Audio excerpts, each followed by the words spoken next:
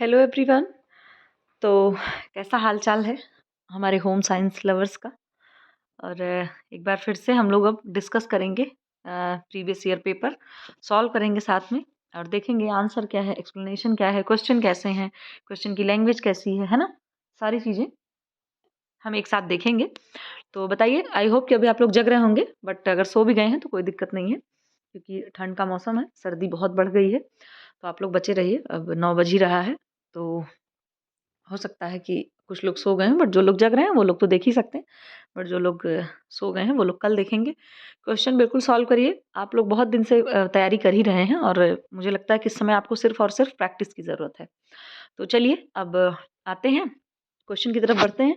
क्योंकि क्वेश्चन जो है इसमें थोड़े कह सकते हैं कि थोड़े लेंदी हैं, उसका एक्सप्लेनेशन भी अच्छा है और इस वजह से टाइम थोड़ा ज़्यादा लगेगा।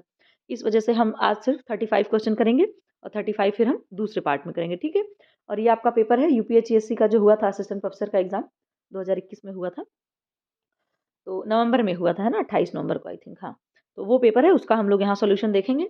और अगर इसमें जो भी आंसर मतलब है सही ही दिए गए हैं, बट अगर कोई भी आंसर इधर उधर हो जाता है हम लोग उसको भी दोबारा से देखने की कोशिश करेंगे। फिलहाल आइए बिना किसी देर के जो है शुरू करते हैं।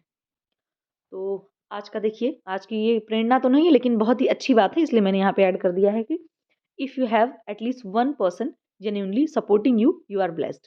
बिल्कुल सही बात है। अगर कोई एक भी पर्सन ऐसा है जो आपको वाकई में किसी हर चीज़ के लिए सपोर्ट कर रहा है, हर चीज़ में आपके अच्छे बुरे हर वक्त में आपके साथ खड़ा है, आपको किसी न किसी तरीके से मोटिवेट कर रहा है, चाहे भले वो आपके साथ रह रहा हो ना रह रहा हो, लेकिन अगर आपको वो सपोर्ट कर रहा है हर तरीके से, इमोशनली, है ना, और या आप कह सकते हो जैसे भी, इमोशनली, फाइनेंशियली, कैसे भी करके किसी भी तरह से कर रहा है, तो आप अपने आप को बहुत ही ब्लेस्ड समझिए, है ना। और बात सही है कि देखिए कुछ कुछ चीज़ें ही ऐसी होती हैं, छोटी छोटी चीज़ों पे ही आप गौर करेंगे, तभी आप कहीं ना कहीं खुश और अपने आप को एक थोड़ा सा मतलब ऐसा फील कर पाएंगे कि आप खुश हैं या आप ब्लेस्ड हैं। तो जो भी चीज़ें आपके पास हैं, अगर आपको कोई सपोर्ट कर रहा है तो खुद को भी ब्लेस्ड समझिए और उसको भी, उसके भी आप थैंकफुल रहिए, ठीक है। तो चलिए, आज की प्रेरणा हमारी यही है, क्योंकि अगर इस समय आपके एग्जाम टाइम में या इस तरह से जिस तरह से भी लोग आपको मदद कर रहे हैं, आप सबके थैंकफुल रहिए, ठीक है। जैसे मैं भी हूँ आप लोगों की थैंकफुल। आप लोग वीडियोस देखते हैं, इसके बाद कुछ न कुछ आंसर भी करते रहते हैं, इतने कनेक्ट हैं। अभी उस दिन, उतने दिन बाद हम लोगों ने वीडियो मतलब मैंने डाली थी, तो कितने लोगों का कमेंट आया कि आप कहाँ थी, वीडियो नहीं मिली, ऐसा वैसा देखकर बड़ा अच्छा लगा।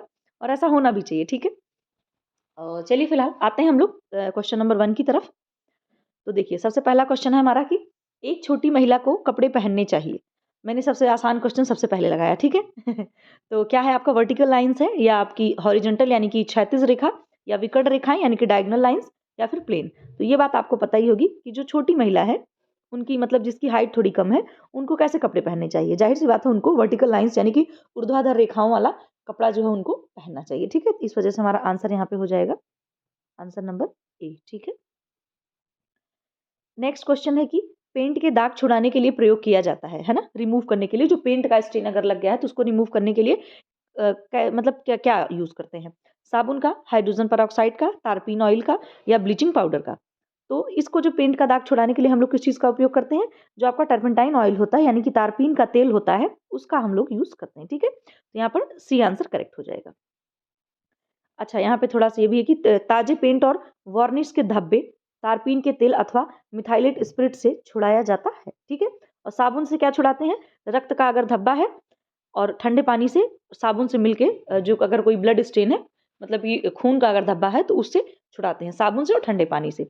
और जो आपको हाइड्रोजन पेरोक्साइड है, इससे चाय, कोको कॉफी तथा चॉकलेट आदि के धब्बे छुड़ाए जाते हैं, ठीक है। नेक्स्ट क्वेश्चन है, निम्नलिखित में कौन सा परिष्कृत आराम और बाद की देखभाल को बढ़ाता है। मतलब इसमें से कौन सी ऐसी फिनिशिंग है जो आपकी कपड़े में, मतलब बाद में, जैसे कपड़े के बाद की देखभाल के गुणों को बढ़ाता है। मतलब कि जब कपड़ा बन जाए, आप उसको खरीद लें पहनने के लिए, तब भी वो उस पे मतलब वो ड्यूरेबल रहे, उस पे तब भी मतलब वो अपना प्रभाव रहे उसका, ठीक है। ऐसी कौन सी फिनिशिंग है।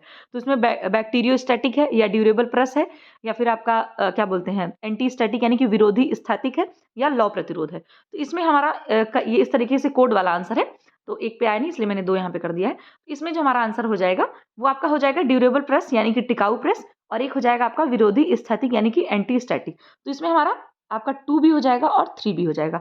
अब हम 2 और 3 वाला कोड देखते हैं कि कौन सा है हमारा, ठीक है। तो ये देखिए, कोड आपका ए वाले में फर्स्ट और सेकंड है, बी वाले में ही आपको मिल गया है दूसरा और तीसरा, यानी कि ड्यूरेबल प्रेस और एंटी स्टैटिक, ठीक है। तो ये 2 हमारा यहाँ पे कोड बी आंसर करेक्ट हो गया। एक्चुअली क्वेश्चन बड़े-बड़े हैं, तो इस वजह से मैंने थोड़ा 2 स्लाइड पे इसको कर रखा है। तो आप आगे-पीछे करके इस तरीके से देख सकते हैं। यहाँ भी देखिए टिकाऊ प्रेस पे भी हमने निशान लगा रखा है और यहाँ पे 2 और 3 पे भी लगा रखा है, ठीक है? फिर नेक्स्ट है कि प्रस्तावित घर का सचित्र दृश्य को क्या कहा जाता है? एलिवेशन प्लान कहते हैं, क्रॉस सेक्शन प्लान कहते हैं, परिप्रेक्ष्य यानी कि पर्सपेक्टिव कहते हैं या फ्लोर प्लान कहते हैं। तो जो प्रस्तावित घर का सचित्र मतलब कि क्या बोलते हैं पिक्टोरियल व्यू होता है, उसको क्या कहा जाता है? उसको बोला जाता है परिप्रेक्ष्य यानी कि पर्सपेक्टिव, ठीक है? इसमें होता क्या है ना कि इस तरीके से घर की पूरी डिज़ाइन बनाई जाती है, तो उसमें क्या होता है कि लंबाई-चौड़ाई के साथ-साथ उसकी गहराई भी दिखाई देती है, ठीक है? तो आप ये कह सकते हो एक 3D पिक्चर दिखाई देती है, इस वजह से इसको हम लोग पर्सपेक्टिव बोलते हैं।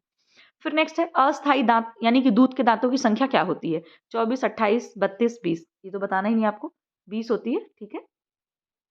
और जब हम मैच्योर हो जाते हैं मतलब अडल्ट के उसमें तो 32 यानी कि 32 हो जाती है। नेक्स्ट है किसका सिद्धांत मतलब किसकी थ्योरी आवश्यकताओं के सोपानिक संरचना पर आधारित है, ठीक है? Who gave the theory based on hierarchical structure of need, ठीक है? ये बहुत ही मतलब बहुत ही फेमस और बहुत ही बेहतरीन क्वेश्चन है आपके टीजीटी पीजीटी में तो फेवरेट है समझ लीजिए, ठीक है? पूछा जा सकता है। मैंने आपको बोल रखा कि थ्योरीज जितनी भी हैं उनके आप किसने मतलब प्रपोज करी है वो आप देख लीजिए, है ना? किसके द्वारा कौन सी थ्योरी दी गई है या कि मतलब कौन से आपके जितने भी साइकोलॉजिस्ट हैं उन्होंने किस चीज़ पे ज़्यादा मतलब जोर दिया है, किस चीज़ को उन्होंने मुद्दा बनाया है। जैसे वाइगॉट्स्की थे तो उन्होंने भाषा उस पे काम किया है कि बच्चा जो है भाषा वातावरण में आकर के सीखता है। पियाजे ने कहा है कि बच्चा प्रत्यक्ष अनुभव यानी कि डायरेक्ट खुद से एक्सपीरियंस करता है। लिटिल साइंटिस्ट है बच्चा, है ना? चॉम्स्की ने आपके लैंग्वेज डेवलपमेंट पे काम किया। इस तरीके की छोटी-छोटी चीज़ें हैं तो मतलब आपको देख लेना चाहिए कि किसने किस चीज़ पे काम किया है, ठीक है? फिलहाल आते हैं क्वेश्चन पे, तो जो हायरार्की ऑफ नीड्स है आपका, ये वाला किसने दिया था? मैस्लो ने, एरिक्सन ने या हल ने या फ्रॉइड ने? तो ये बात आपको पता होगी कि जो हायरार्की ऑफ नीड्स का दिया था, वो दिया था आपके मैस्लो ने, ठीक है? इन्होंने बताया था 5 लेवल दिया था ना इन्होंने, फिजियोलॉजिकल नीड्स, फिर सेफ्टी नीड्स, फिर लव एंड केयर, इसके बाद सेल्फ रिस्पेक्ट, इसके बाद सेल्फ एस्टीम, 5 स्टेजेज़ इन्होंने दी थी, ठीक है? कि जैसे कोई भी नॉर्मल पर्सन है तो सबसे पहले उसकी मतलब शारीरिक आवश्यकताएँ उसकी पूरी होनी चाहिए, फिर उसको थोड़ी सुरक्षा चाहिए। ज़ाहिर-सी बात है जब हमारा पेट भर जाता है तो हम सोचते हैं अब थोड़ा घर भी हो जाए। घर-वर भी हो जाता है तो हम सोचते हैं थोड़े सामाजिक रिश्ते बन जाएँ, थोड़ा मतलब ठीक है शादी कर लें, है ना? थोड़ा-सा इस तरीके का मतलब लव एंड केयर वाली फीलिंग आ जाती है। जब ये चीज़ें हो जाती हैं तब इंसान का थोड़ा-सा सेल्फ रिस्पेक्ट भी होती है। तब अगर उनके मतलब उनके अकॉर्डिंग चीज़ें नहीं होती हैं या उनके घरवालों ने कुछ ऐसा कर दिया तो उनको लगता है कि अच्छा हमारी सेल्फ रिस्पेक्ट पे भाई आँच आ गई, इस तरीके की चीज़ें। और फिर जो सेल्फ एस्टीम होता है उसपे तो बहुत कम ही लोग मतलब वो एकदम हायर लेवल होता है समझ लीजिए आप, कि वो तो बिल्कुल एकदम आप कह सकते हो कि इंसान बहुत ही ज़्यादा मॉरल हो जाता है। बहुत हायर लेवल का होता है।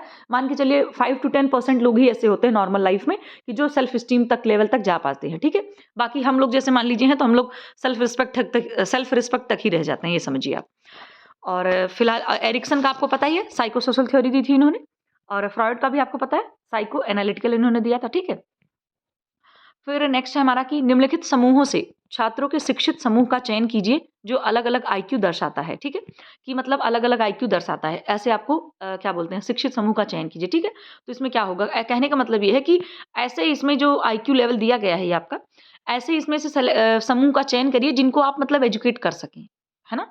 तो इसमें कौन होगा 50 से 70 जिनका आईक्यू है या 30 से 50 है या 70 से 90 है या 40 से 80 है।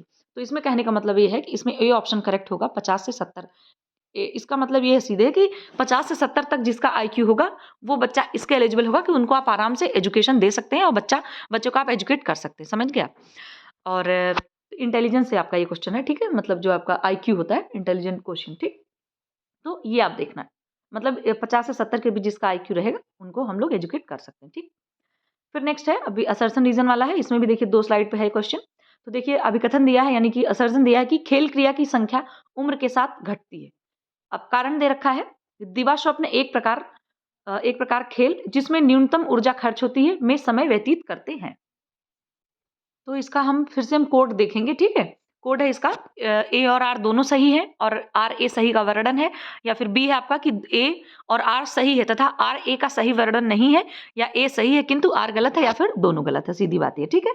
तो इसमें आंसर हमारा हो जाएगा ये दोनों चीजें जो दोनों स्टेटमेंट दिया गया है ये वाला भी सही है और ये वाला भी सही है, लेकिन ये जो आर है वो ए की व्याख्या सही तरीके से नहीं करता है, ठीक है? तो यहाँ हम देख लेते हैं कि कौन सा है इसमें आपका ये देखिए ए भी क्या बोलते हैं ये दोनों सही लेकिन सही वर्णन है, लेकिन बी वाला इसमें करेक्ट हो जाए क्योंकि देखिए ए और आर दोनों सही है तथा आर ए का सही वर्णन नहीं है, ठीक है? मतलब कि दोनों सही जरूर है बट लेकिन जो आर है आपका वो ए का सही से व्याख्या नहीं कर रहा, ठीक है? इस वजह से हमारा यहाँ क्या बोलते हैं बी ऑप्शन करेक्ट हो जाएगा।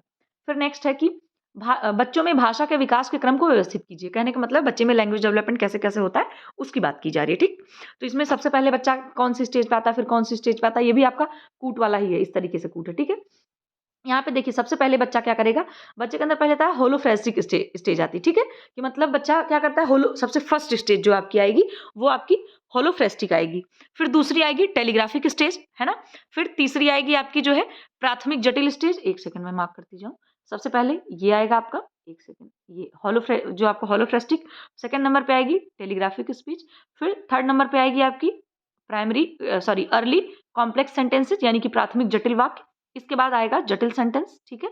फिर लास्ट में आएगा भाषाई बोध यानी कि लिंग्विस्टिक इंट्यूशन, ठीक है? यहाँ पर ये वाला हो जाएगा, ठीक है? ये हो गया। 1 सेकंड, हाँ, ये देखिए हमारा कोड हो गया, है ना? तो इस कोड में हम देखेंगे कि आपका पहला, तीसरा और दूसरा। अच्छा पहले देखिए, तो इसमें पहला, तीसरा, दूसरा आप हम देख लेते हैं। एक ही को ऑप्शन देखिए यहाँ पर है, ये वाला आपका पहला, तीसरा, दूसरा, पाँचवाँ, चौथा, ठीक है? यहाँ पर थोड़ी-सी दिक्कत हो रही है, लेकिन क्योंकि क्वेश्चन बहुत बड़े हैं और अगर मैं एक ही स्लाइड में कर दूँगी तो आपको प्रॉपर विजिबल नहीं होगा, ठीक है? इस वजह से 2 स्लाइड पे हम कर रहे हैं इसको। तो यहाँ पर सीधे ऑप्शन आपका हो जाएगा, मैं यहाँ पे अच्छे से लिख देती हूँ, 1 सेकंड। देखिए पहले हो जाएगा, पहला हो जाएगा, फिर हमारा पहले के बाद तीसरा होगा, फिर हमारा दूसरा होगा, दूसरे के बाद आपका पाँचवाँ, पाँचवें के बाद आपका चौथा, ठीक है? ये हमारा सीक्वेंस हो जाएगा। इस सीक्वेंस में बच्चा धीरे-धीरे बच्चा बोलना स्टार्ट करता है, ठीक है? अच्छा यहाँ पे देखिए एक्सप्लेनेशन भी दिया है। देखिए होलोफ्रेस्टिक स्टेज जो आपकी होती है वो आती है कितने महीने में? 9 से 13 महीने की उम्र में शुरू हो जाती है। इस चरण में बच्चा एकल शब्दों का प्रयोग करता है तथा पूरे वाक्य को अर्थ के रूप में व्यक्त करने के लिए करते हैं, ठीक है? बच्चे ने जैसे कुछ बोल दिया पापा मतलब पानी ऐसा कुछ बोल दिया तो बच्चे को आपको समझ आ जाएगा कि प्यास लगी, है ना? इस तरीके की चीज़ें। फिर जो आपकी टेलीग्राफिक स्टेज आती है ये आपकी 2 से ढाई वर्ष के बीच में आती है, ठीक? इस अवस्था में बच्चा एक साथ 2 से अधिक शब्दों का उच्चारण करना शुरू कर देता है। इसी टाइम में बच्चा मतलब 2 शब्दों का उच्चारण एक साथ करने लगता है। जैसे माँ, एक बार उसने माँ बोला, दोबारा से फिर वो माँ बोलेगा। तो हम लोग रिलेट करते हैं, ओहो! बच्चा मामा बोल रहा है ना? बच्चा दादा बोल देता है, दादा। बच्चा वो दादा नहीं बोलता, उसको क्या पता दादा कौन है, दादी कौन है? लेकिन भई बच्चा दोनों शब्दों को क्या कर रहा है वो, है ना? कि वो एक साथ बोल दे रहा है। तो उसको हम रिलेट कर देते हैं, अच्छा भाई दादा बोल रहा है, नाना बोल रहा है ना? फिलहाल ठीक है। तो ये आपकी टेलीग्राफिक स्टेज हो गई। फिर नेक्स्ट है प्रारंभिक जटिल वाक्य। कहने का मतलब बच्चा धीरे-धीरे थोड़ा से कुछ-कुछ कॉम्प्लेक्स सेंटेंस बोलने लग जाता है। जैसे भूख लगी है, इस तरीके का बच्चा है ना, खाना चाहिए, छोटी-छोटी चीज़ें। तो ये आपकी 3 अवस्था मतलब 3 इयर्स में स्टार्ट हो जाती है। ये हो गया हमारा। और जटिल वाक्य आपको पता ही है कि जटिल वाक्य मतलब प्रॉपर बच्चा बोलना शुरू कर देगा, यहाँ जाना है, वहाँ जाना है, लड़ाई करना शुरू कर देगा। है ना? ये सब चीज़ें, सारी चीज़ें करना शुरू कर देता है बच्चा। अच्छा, फिर नेक्स्ट है यौन अपराधों से बच्चों का संरक्षण अधिनियम लागू किया गया।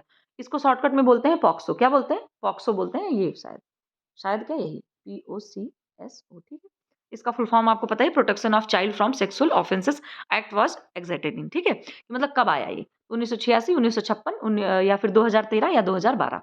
इसमें ऑप्शन जो हो जाएगा डी करेक्ट हो जाएगा। 2012 में ये आया था, ठीक है? इसको क्या बोलते हैं, पॉक्सो एक्ट के नाम से भी जाना जाता है, ठीक है? तो इसका देखिए सीधे यही है कि जिसका पूरा नाम ये है। और देखिए बच्चों, ये किस लिए किया गया था कि बच्चों के यौन शोषण के जघन्य अपराधों को प्रभावी ढंग से संबोधित करने के लिए महिला और बाल विकास मंत्रालय ने यौन अपराधों से बच्चों के संरक्षण अधिनियम 2012 में शुरू किया था। समझ गए आप? तो ये एक दो यहाँ पर चीजें आपसे मतलब पूछी जा सकती हैं। पहला तो यही क्लियर हो गया, कब आया था? 2012 में। फुल फॉर्म क्या है? ये है, ठीक है? और दूसरी चीज किसके लिए है, किससे रिलेटेड है? बच्चों के लिए, है ना? बच्चों के लिए जो मतलब यौन अपराध यानी कि सेक्सुअल ऑफेंस से उनको बचाने के लिए महिला एवं बाल विकास मंत्रालय द्वारा ये शुरू किया गया था।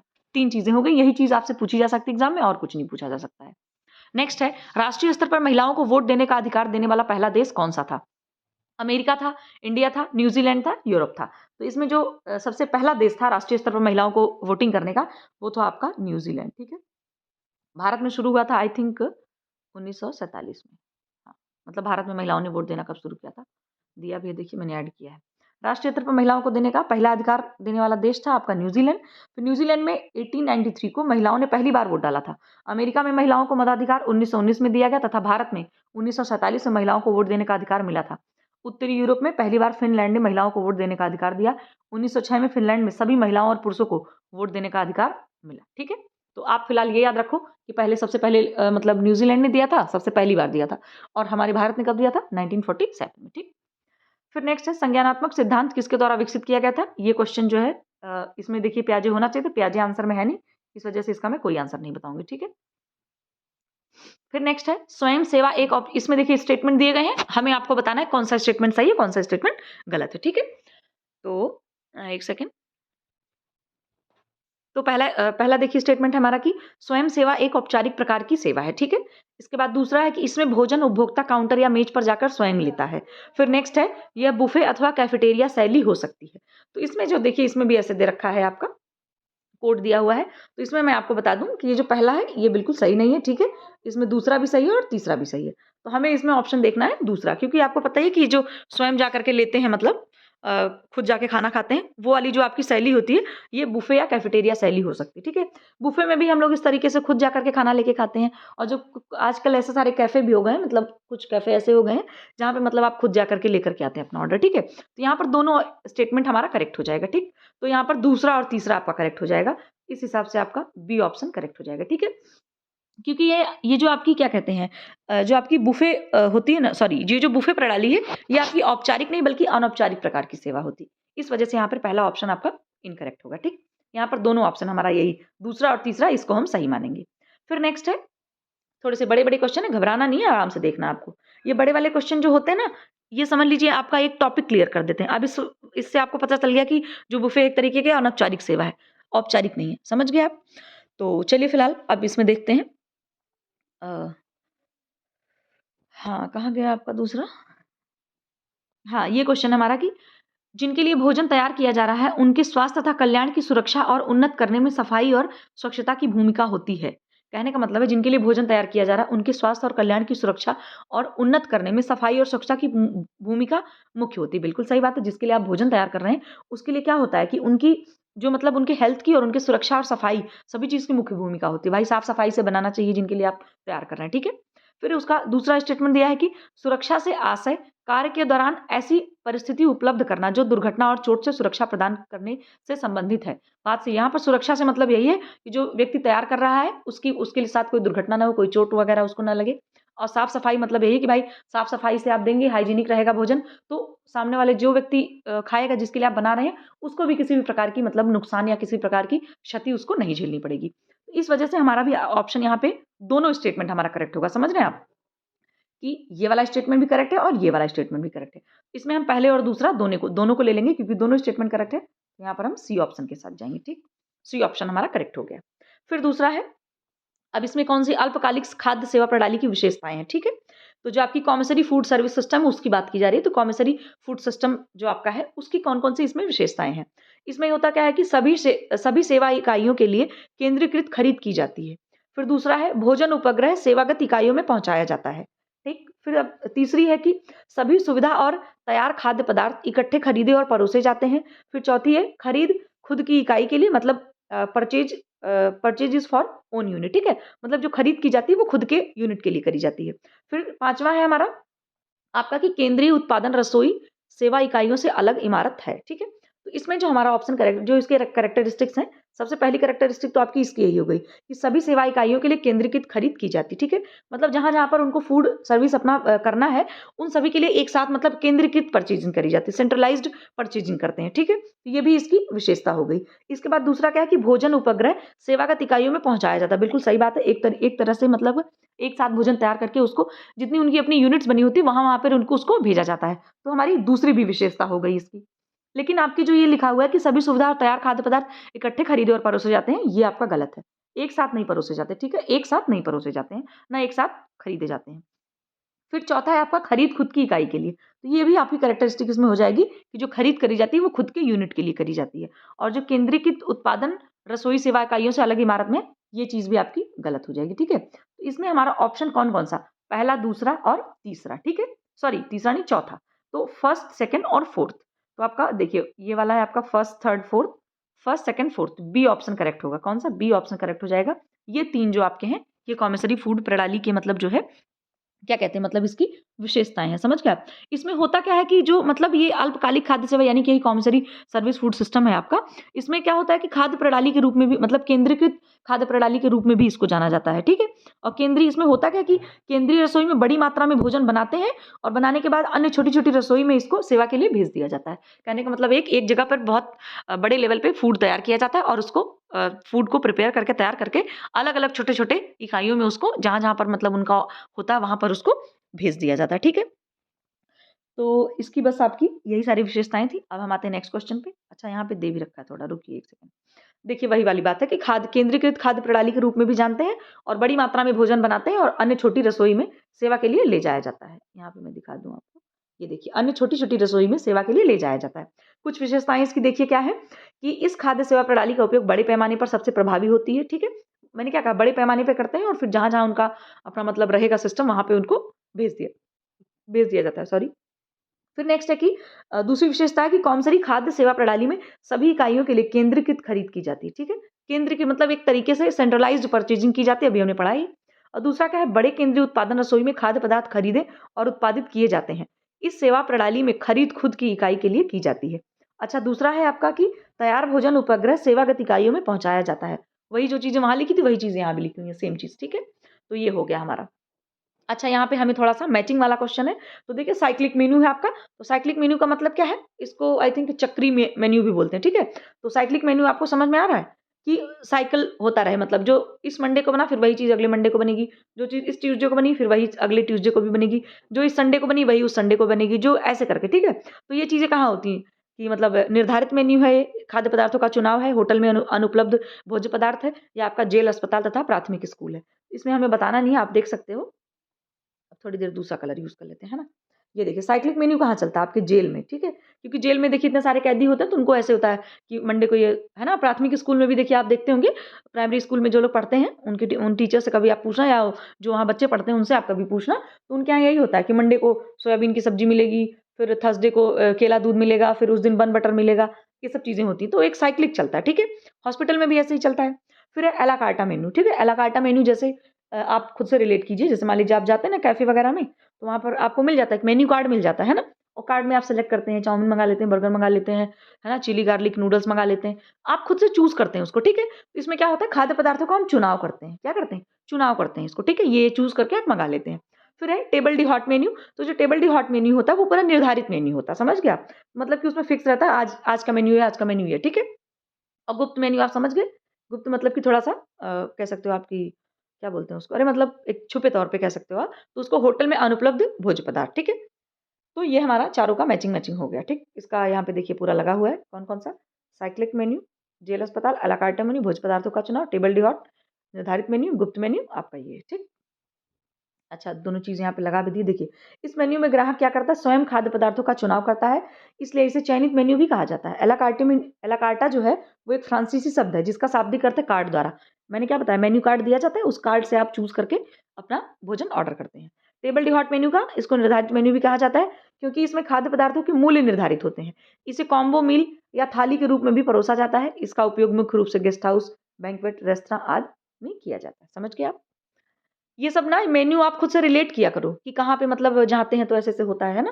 तो कभी आप जैसे फिक्स थाली हम लोग खाने जाते हैं या कॉम्बो मँगा लेते हैं, कॉम्बो है भाई आज यहाँ का, है ना? वहाँ उनके कहने का मतलब है कि निर्धारित रहता है कि हमारे यहाँ आप इस समय आएँगे तो आपको यही चीज़ मिलेगी, समझ गए आप? इस वजह से इसको निर्धारित मेन्यू कहते हैं।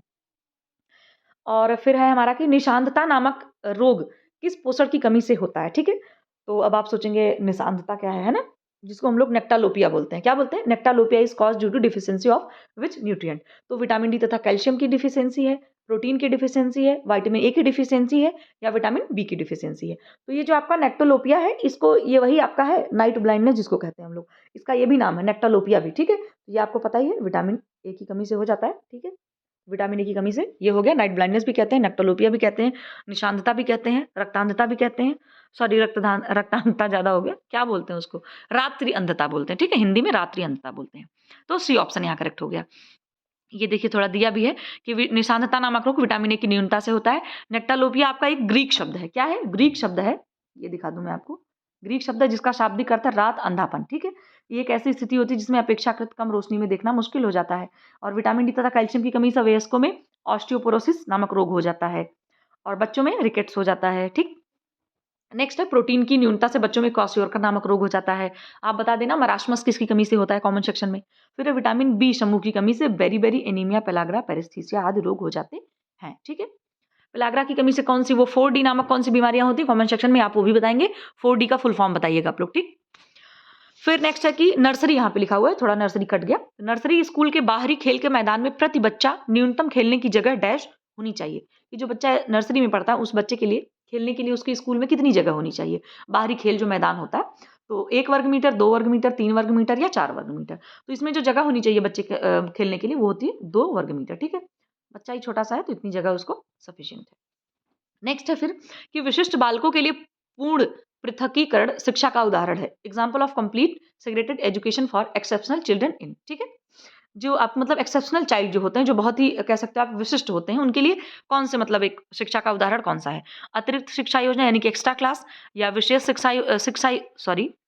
शिक्षा योजना स्पेशल क्लास, या आवासीय विद्यालय योजना रेजिडेंशियल स्कूल, या ए तथा बी दोनों, ठीक है। इसमें जो ऑप्शन हो जाएगा आपके विशिष्ट बच्चों के लिए, उनके लिए ये जो रेजिडेंशियल स्कूल होते हैं उनको इन्होंने इसमें मतलब एक विशिष्ट शिक्षा का पृथकीकरण शिक्षा का उदाहरण माना है, ठीक है। जो रेजिडेंशियल स्कूल होते हैं, विद्यालय होते हैं, उनकी बात कर रहे हैं।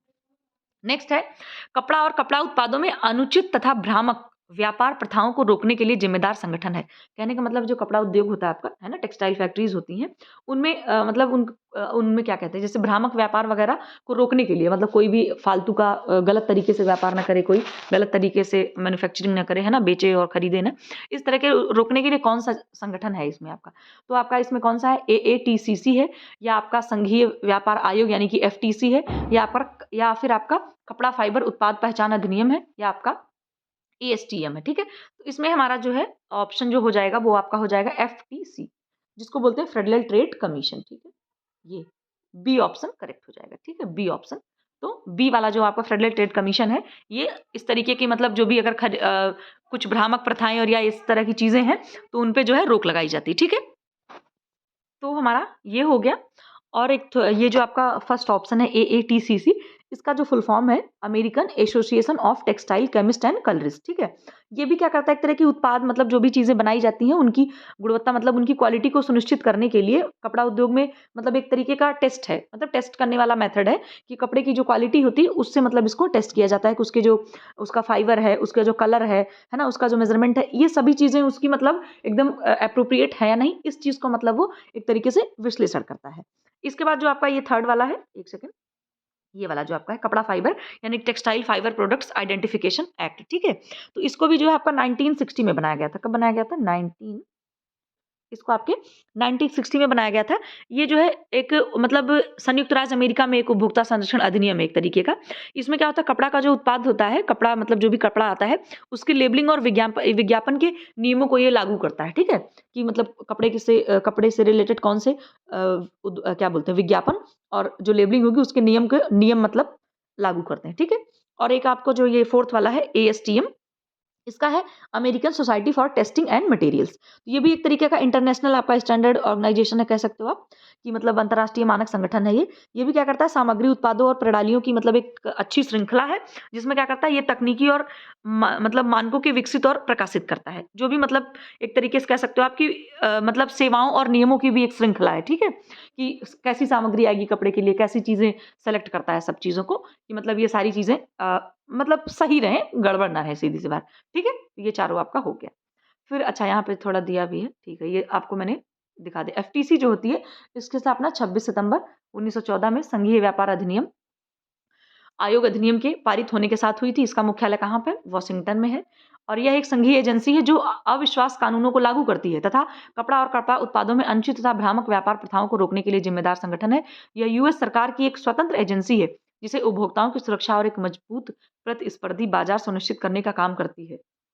लोग कहते हैं होम साइंस में आप क्या पढ़ते हैं, आप देख लीजिए आप कि एजेंसी वॉशिंगटन में है, US की है, पर हम यहाँ रहे इंडिया में। आप लोग थोड़ा सा अपने ये सब पढ़ा करिए, पढ़ करके अपने जीवन में उतारिए, ताकि कोई आपसे कहे तो आप उसके सामने ये स्टेटमेंट ठोकिए कि भाई देखिए ऐसे ऐसे ये है। आप जानते हैं FTC क्या है? तो फिलहाल ये थोड़ा ज्यादा हो गया, आक्रामक नहीं होना चाहिए, लेकिन क्या करें, लोग बोलते रहते हैं क्या होम साइंस, अच्छा तो आप उसमें खाना बनाना पढ़ते हैं, अच्छा अच्छा सिलाई के बारे में पढ़ते हैं, अरे भाई आप, खैर ठीक है, इसके बारे में कभी और बात करेंगे। आते हैं, प्रोटीन रेशों से बने कपड़ों को धोते समय रंग को निकालने से बचाने के लिए किसका इस्तेमाल किया जा सकता है? सिरका का, नमक का, वॉशिंग सोडा का, अमोनिया का। बहुत ही बच्चा क्वेश्चन है कि सिरके का यूज करते हैं, आपने 10 बार इसका आंसर देख रखा होगा, ठीक है। A for America is the right answer, ठीक, चलिए ये हो गया। फिर इसमें देखिए दिया भी है कि प्रोटीन रेशों से बने कपड़ों को धोते समय रंग को निकालने से बचाने के लिए सिरके का इस्तेमाल किया जा सकता है। रेशमी वस्त्रों को यदि कच्चे रंग में रंगा जाए तो भी रंग पक्का ही चढ़ता है। बार बार धुलने पर थोड़ा थोड़ा रंग निकलने लगता है। रेशमी वस्त्रों पर पक्का रंग चढ़ाने के लिए रंग के 1 लीटर घोल में 3 चाय चम्मच भरकर सिरका मिला लिया जाता है। समझ गए आप? एक तरीके से आप ये कह सकते हो कि प्रोटीन वाले जो रेशे होते हैं, उन पे रंग पक्का चढ़ाने के लिए भी जो है क्या कहते हैं, वही मतलब रंग को पक्का चढ़ाने के लिए भी सिरके का इस्तेमाल कर सकते हैं और धोते समय बचाने के लिए भी सिरका का इस्तेमाल कर सकते हैं। अच्छा, नमक क्या करता है? नमक जो है आपका सूती वस्तु पर रंग को पक्का चढ़े रहने के लिए 1 लीटर रंग के घोल में 20 ग्राम नमक मिलाया जाता है। अमोनिया क्या करता है? दाग धब्बे छुड़ाने के लिए इसका यूज़ किया जाता है। ये क्या है? एल्कलाइन है ये, ठीक है? एल्कलाइन एजेंट होता है, क्षारीय प्रतिक्रमक।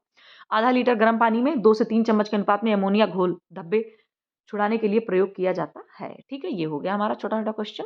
फिर दूसरा है कि निम्नलिखित में से पत्ती से कौन-सा रेशा प्राप्त होता है? ये मैंने आपको बताया था एक दिन। 1 सेकंड। क्या होगा? पाम है, हेम्प है, ये क्या है? मिल्कवीड है या फिर आपका कपोक है, ठीक है? तो इसमें जो आंसर हो जाएगा पाम। अभी मैंने आपको पाम ट्री जो होती है, ऐसे तो होता है ना पाम का पेड़ ऐसे करके ऐसे, सीधा ऐसे होता है फिर ऐसे, फिर ऐसे। छोड़ो बहुत ही घटिया आर्ट बन गई। तो पाम ट्री होता है, ठीक है? पाम ट्री से भी जो है पत्ती से प्राप्त करते हैं। इसके अलावा आपका जो पिना होता है, कौन-सा? एक पिना रेशा होता है आपका और एक आपका ये वाला जो शीशल वाला होता है, ठीक है? इन तीनों से भी पत्ती से प्राप्त करते हैं रेशा, सभी सभी रेशा पत्ती से प्राप्त होता है। पाम वाला भी प्राप्त होता है। हेम्प आप बताना हेम्प कहाँ से प्राप्त होता है, ठीक है? कमेंट सेक्शन में आप बताएँगे, ठीक है? और कापोक भी बताएँगे। कापोक कौन-सा रेशा है प्राप्त करने वाला और हेम्प भी बताइएगा। ये सब बार-बार बोला करिए, बार-बार लिखा करिए, बार-बार सबको डिस्कस किया करिए क्योंकि एग्ज़ाम में दिमाग सटक जाता है, तो फिर वहाँ कन्फ्यूज़न हुई, 1 नंबर गया। तो इसलिए इसलिए आप कहीं से भी प्रैक्टिस करें, जैसे आपके सामने आए तुरंत उसको बार-बार लिखिए, बार-बार रिवाइज़ करिए। कोई ऑप्शन नहीं है रिवाइज़ करने के अलावा, अच्छे से अपने नोट्स को बार-बार पढ़ने के अलावा, डिटेल स्टडी करने के अलावा, प्रैक्टिस सेट करने के अलावा, प्रीवियस ईयर पेपर सॉल्व करने के अलावा, यही सब कीजिए, है ना? अलावा-अलावा करके देखिए कितनी सारी चीज़ें आ गई। तो आप ये सब चीज़ें करते रहिए, करते रहिए। बहुत सारी वैकेंसीज़ देखिए हैं, सामने भी हैं और कितने सारे फॉर्म भी आप डाल चुके हैं। टीजीटी, पीजीटी, डीएसएसबी का भी डाल चुके होंगे और हायर का भी डाला ही होगा कुछ लोगों ने। आपका देखिए अब सामने नेट भी आ गया, एमपी का भी आ गया, है ना? तो ये सब पढ़ते रहिए, कुछ रोकिए-वोकिए मत खुद को, बस खाली चुपचाप लगे रहिए, एकदम आराम से लगे रहिए। फिर है कि बीज वाला तंतु कौन-सा है? इतना आसान क्वेश्चन क्यों पूछ दिया भाई यूपीएचएससी ने? हल आसान तो है ही भाई। लिनन है, कपास है, जूट है, हेम्प है। अब बीज वाला रेशा आपको पता ही है कपास है, ठीक है? लिनन आपको पता है तने का रेशा है और हो गया। जूट कौन-सा ये आप बताइएगा, ठीक? अच्छा, जूट से याद आया कि चलो नहीं बोलेंगे तो बहुत ही आसान हो जाएगा। आपको लगेगा मैम भी कौन-कौन से आसान-आसान आ जाती हैं लेकर के। नहीं, क्वेश्चन है हमारा सिलाई मशीन में कहाँ पर बॉबिन लगाई जाती है? तो जो बॉबिन लगती है, जो लोग सिलाई करते होंगे उनको तो पता होगा। तो फीड डॉग है, प्रेशर फुट है या दोलन हुक है या थ्रेड लीवर को ऊपर ले जाने वाला लीवर है। तो बॉबिन मतलब आपकी कहाँ लगाई जाए? तो जो आपकी बॉबिन होती है वो लगाई जाती है दोलन हुक में, यानी कि आपका जो ऑक्सिलेटिंग हुक होता है वहाँ पर इसको बॉबिन को लगाया जाता है, ठीक है? इस तरीके का ये हुक होता है जिसको आप मशीन को जब चलाते हैं तो वो आगे-पीछे ऊपर ऐसे होता रहता है। उसी में बॉबिन आपकी फिट हो जाती है। अब यहाँ पे मशीन तो नहीं तो मैं दिखाती आपको, ठीक है? तो ये याद रखना बॉबिन कहाँ लगती है? दोलन हुक में लगाई जाती है। ये देखिए दोलन हुक पर बॉबिन लगाई जाती है, ये बात तो सही है। दोलन हुक सिलाई मशीन में एक हुक होता है जो एक पूर्ण सर्कल में घूमने के बजाय आगे पीछे होता रहता है, ठीक है? इसी दोलन हुक में बॉबिन लगाई जाती है और फीड डॉग जो होता है वो क्या करता है? वो कपड़े को पकड़े रहता है कि जो है कपड़े को आगे पीछे खिसकाने का काम करता है, ठीक है? उसमें थोड़ा-सा देखिए दाँत टाइप की संरचना होती है। जहाँ पे निडल लगाते हैं उसके नीचे होता है, ध्यान से देखना आप, थोड़ा-सा जिग-जैग मतलब वही दाँत टाइप की संरचना होती है। कपड़ा उसी में जकड़ा रहता है, आगे पीछे उसी से होता रहता है, ठीक है? आप सिलते जाते हैं, कपड़ा आगे की तरफ खिसकता जाता है। अच्छा, प्रेशर फुट क्या होता है? प्रेशर फुट से आपको समझ आ ही रहा होगा कि प्रेशर मतलब दबाव क्रिएट करता होगा। तो ये दबाव होता है जिसकी सहायता से कपड़े को दबाकर सिलाई की जाती है। इसके ऊपरी सिरे पर एक स्क्रू होता है जिससे कसने पर कपड़ा दबाव पड़ता है, मतलब कपड़े पर दबाव पड़ता है जब आप उसको टाइट कर देते हैं।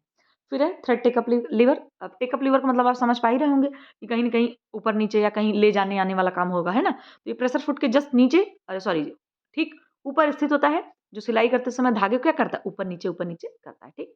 ये हो गया चारों आपका। फिर है कि गंधक रंजक का प्रयोग मुख्य रूप से किसे रंगने के लिए किया जाता है? Sulphur dyes are mainly used for dyeing, ठीक है? सल्फर डाइज हम पढ़ते ही हैं। तो रेशम को रंगने के लिए, वानस्पतिक रेशों को कपड़े के लिए या ऊल के लिए मतलब ऊन के लिए या कृत्रिम रेशों पर, ठीक है? तो ये जो आपका गंधक रंजक मुख्य रूप से यहाँ पर बात की जाए, देखिए मुख्य रूप से क्या करते हैं? मुख्य रूप से, ठीक है? मुख्य रूप से इसको हम वानस्पतिक रेशों पर यूज़ करते हैं और थोड़ा-थोड़ा सिंथेटिक पे भी कभी-कभी यूज़ कर लेते हैं, ठीक? फिर है कि हाइड्रोजन पेरोक्साइड, पोटेशियम परमैंगनेट और सोडियम परबोरेट हैं। तो ये क्या है? ब्लीचिंग एजेंट हैं, चिकनाई यानी कि आपके चिकनाई अवशोषक हैं, चिकनाई विलायक हैं या ऑक्सीकारक मतलब एजेंट हैं या ऑक्सीकारक कारक है, ठीक है। तो ये जो आपका ये सब चीज़ें ये क्या है आपकी एक तरीके के ब्लीचिंग एजेंट यानी कि विरंजक है। ए ऑप्शन करेक्ट हो जाएगा, ए फॉर एप्पल, है ना। अच्छा यहाँ पे दिया है जो ऑक्सीडाइजिंग विरंजक होते हैं आपके, देखिए ऑक्सीडाइजिंग विरंजक होते हैं और एक आपके अपचयन होते हैं, रिड्यूसिंग, मतलब विरंजक सीधे ब्लीचिंग एजेंट दो तरह के बता रहे हैं, एक ऑक्सीडाइजिंग है, एक आपका रिड्यूसिंग ब्लीच है, ठीक है।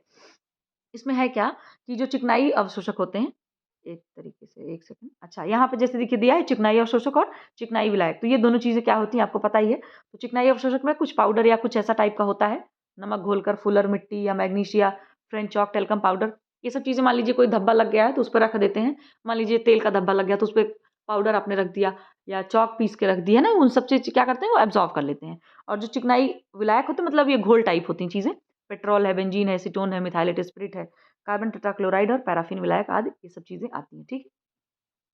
फिर नेक्स्ट है कि लोगों को उनकी मौद्रिक व वास्तविक आय का उपयोग करने से जो संतोष मिलता है उसे क्या कहते हैं।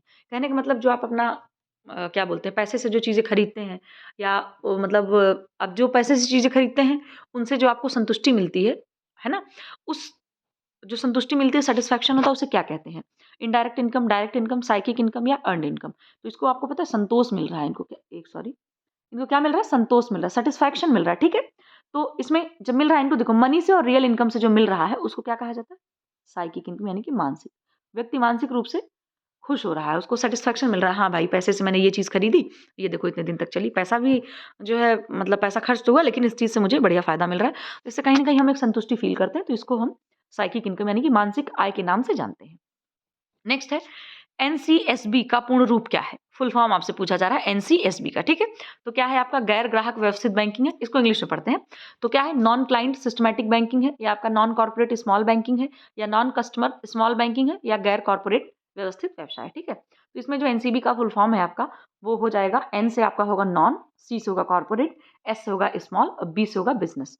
तो ये बी आंसर हमारा करेक्ट हो जाएगा, ठीक है। ये नॉन कॉर्पोरेट स्मॉल बिजनेस, ऐसी चीजों को हिंदी में मत ध्यान दिया करिए, इंग्लिश में सीधे एक एक वर्ड पकड़िए और देख लीजिए, ठीक है। तो ये हमारा हो गया।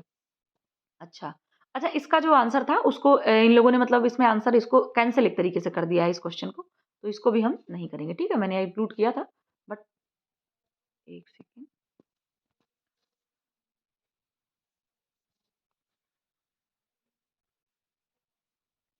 हाँ सॉरी थोड़ा सा डिस्टर्ब हो गया। तो इसमें जो ये आंसर है आपका इसको मतलब एक सही नहीं माना गया है एक तरीके से, क्योंकि इसमें ऑप्शन थोड़ा सा गड़बड़ है, तो इसको हम लोग नहीं करेंगे, ठीक है। फिर अब नेक्स्ट क्वेश्चन देख लेते हैं कि असर्सन दे रखा है कि प्रबंधन एक सतत प्रक्रिया है, इसके अंतर्गत विशेष तरीके से योजना, नियंत्रण तथा मूल्यांकन सम्मिलित है। आपको पढ़ के ही समझ आ रहा होगा कि ये ऑप्शन बिल्कुल करेक्ट है, मतलब ये स्टेटमेंट पूरी तरीके से करेक्ट है, ठीक है। फिर दूसरा है कारण दे रखा है कि परिवार में व्यक्ति के विकास में प्रबंधन की महत्वपूर्ण भूमिका है, तो आपका ये वाला स्टेटमेंट भी, दोनों चीजें आपकी करेक्ट है। तो assertion and reason both are correct, ठीक है।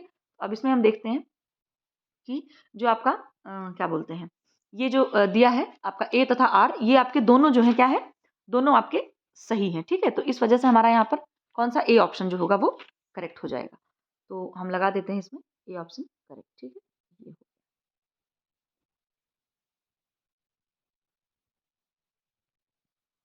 ठीक है। अच्छा एक सेकेंड सॉरी, हाँ ठीक है, ये दोनों स्टेटमेंट तो करेक्ट हैं, ये बात बिल्कुल सही है, लेकिन आपका जो ये है क्या एक्सप्लेनेशन सही नहीं दिया गया, ठीक है।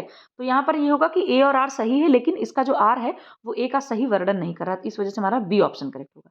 कौन सा करेक्ट होगा, बी ऑप्शन को हम सही मानेंगे, ठीक है, बी ऑप्शन करेक्ट होगा, सॉरी उसके लिए, ठीक, ये वाला बी ऑप्शन करेक्ट। नेक्स्ट है सम दक्षता शास्त्र की उत्पत्ति किस भाषा से हुई है, लैटिन, इंग्लिश या रशियन या ग्रीक यानी कि यूनानी, ठीक है। तो जो आपका श्रम दक्षता यानी अर्गोनॉमिक्स की बात हो रही है, अर्गोनॉमिक्स जो शब्द है वो आपका एक तरीके का ग्रीक शब्द है, ठीक है, क्या है, ग्रीक शब्द, ठीक। अच्छा अब यहाँ पर फिर से हमारा थोड़ा मैचिंग का है क्वेश्चन, मैचिंग क्वेश्चन है, प्राथमिक पात्र की बात हो रही है, ठीक है।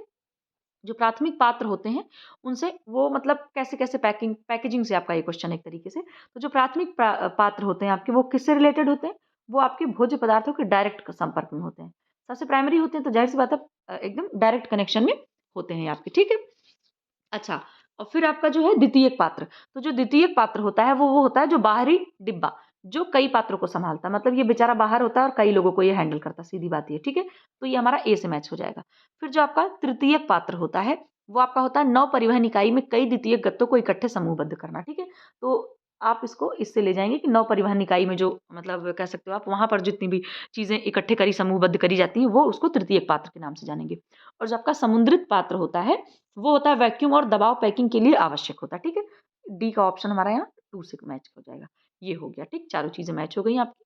यहाँ पे देखिए डायरेक्ट दे रखा है, तो आप देख सकते हैं यहाँ से, स्क्रीनशॉट भी ले सकते हैं, कोई दिक्कत नहीं। ठीक है, और फिर एक क्वेश्चन और है, मुझे लगता है आपका अब खत्म होने वाला है। कपड़ों में घेर के लिए स्मोकिंग करते हैं, ये स्मोकिंग वो नहीं है आपका स्मोक करने वाला, स्मोकिंग देखिए लिखा हुआ है, स्पेलिंग आप देख सकते हैं, SMOCKING, ठीक है, और वो वाला आपका स्मोकिंग होता है।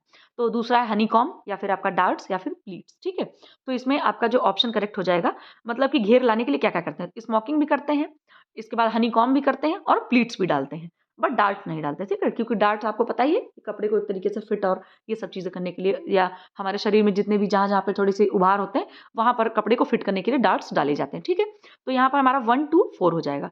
तो 1, 2, 4 आपका 1, 2, 3 है ये 1, 3, 4 है, ये आपका 1, 2, 4 यानी कि सी ऑप्शन हमारा यहाँ पे करेक्ट हो जाएगा। ठीक है, तो ये हो गया आपका। ठीक है, जो इसमें स्मोकिंग होती है ना, मतलब ये जो ए वाला ऑप्शन है, स्मोकिंग एक फ्रिल बनाने की शैली है, मतलब इसमें फ्रिल बनाने का ही एक तरीका है, समझ गए आप। और जो हनीकॉम्ब होता है, ये कढ़ाई द्वारा मतलब इसमें बनाई गई चौकोर चुनटें डाली जाती हैं। क्या करी जाती है, चौकोर चुनटें डाल दी जाती हैं। तो ये जैसे शहद का छत्ता होता है, मधुमक्खी का छत्ता वही होता है, तो ये चौकोर नमूने की तरह चुनटें होती हैं। इसको चुन्नट सज्जा मतलब हनीकॉम्ब टाइप का थोड़ा लगता है, इस वजह से इसका नाम हनीकॉम्ब करके जैसे लगा रखा है। और प्लीट्स आपको पता ही है कि जहाँ पर कपड़े में बहुत ज़्यादा फैलाव हो जाता है, उसको कंट्रोल करने के लिए घेर डालने के लिए जो परतें डाली जाती हैं, उसको हम लोग प्लीट्स कहते हैं। बस बात खत्म। और डार्ट्स मैंने आपको बताया है कि कपड़े पे जहाँ पे उसको थोड़ा दबाव देना होता है ना, तो उसको अंदर से सिलाई लगा के और बढ़िया फिटिंग के लिए, फैशन के लिए, और थोड़ी सी बढ़िया कपड़े में सजावट आए, अच्छे से फिट रहे बॉडी में हर जगह पे, उसके लिए डार्ट्स डाले जाते हैं। अच्छा, अभी और क्वेश्चन है, कितने क्वेश्चन है भाई? ठीक है, 2 और हैं बस। ठीक है, आप लोग ऊब गए होंगे आई होप। तो देखिए, कपड़े बनाने की बुनाई का सही क्रम बतलाइए। ठीक है, इसका मैं आपको एक वो बता देती हूँ शॉर्टकट। इसमें देखिए, एस याद रखिए, SPBL, ये न्यूमोनिक याद रखिए। एस से आपका हो जाएगा स्पिनिंग, सॉरी सॉरी स्पिनिंग कह रही हूँ, शेडिंग हो जाएगा। पी से आपका पिकिंग हो जाएगा, बी से आपका बीटिंग, और एल से लेटिंग ऑफ। सीधे पकड़ लीजिए, shedding picking, shedding picking letting नहीं, इसमें भी नहीं होगा, shedding picking beating letting off, B option, B option को पकड़ लीजिए। देखिए, SPBL याद रखिए, यही 4 चीजें आपके एग्जाम में सीधे आएंगी, आप आराम से खट से आंसर कर सकते हैं। B, sorry, B option correct हो जाएगा। तो फिर से एक बार इसका न्यूमोनिक लिख देती हूँ, SPB और L। ठीक है, SPBL याद रख लीजिए। फिर है, इसमें भी देखिए मैचिंग करनी है हमें। तो जकार्ड आपका क्या है, जकार्ड आपको पता ही है, ब्रोकेट का कपड़ा बनता है। ठीक, सैटिन आपकी कैसी बुनाई है, एक वार्प फेस है। ठीक है, इसमें वार्प वाले मतलब तानामुखी बुनाई इसको कहते हैं। और जो साटिन है जस्ट उसकी अपोजिट होती है, तो उसको बानामुखी कहेंगे। और जो पाइल है आपका वो क्या है, कॉर्डुरॉय। कितना आसान था, फटाफट हमने मैच कर लिया। आगे देखिए, प्रॉपर यहाँ भी दे रखा है, जकार्ड आपका ब्रोकेट, सैटिन तानामुखी, साटिन बानामुखी, पाइल कॉर्डुरॉय। ठीक है, तो यहाँ पर क्वेश्चन खत्म होते हैं। मुझे पता है वीडियो लंबी हो गई है, बहुत एक्सप्लेनेशन था, लेकिन मैंने कहा है ना कि सब्र करके देखिए, पढ़िए, है ना। और मैं भी देख ही रही, मैं भी देखिए पढ़ ही रही हूँ आप लोगों के साथ। तो चलिए, आप लोग अपना ध्यान रखिए। वीडियो थोड़ी लंबी हो गई, बीच में थोड़ा डिस्टर्ब भी हो गया था, उसके लिए सॉरी। मिलते हैं, इसका आगे का जो पार्ट है, अगर कल नहीं कर पाए तो हम जो है परसों ज़रूर करेंगे। और ठंड से बचे रहिए, पढ़ाई कीजिए, ध्यान रखिए। अब चलिए मिलते हैं फिर से, सभी लोगों को जो है गुड नाइट।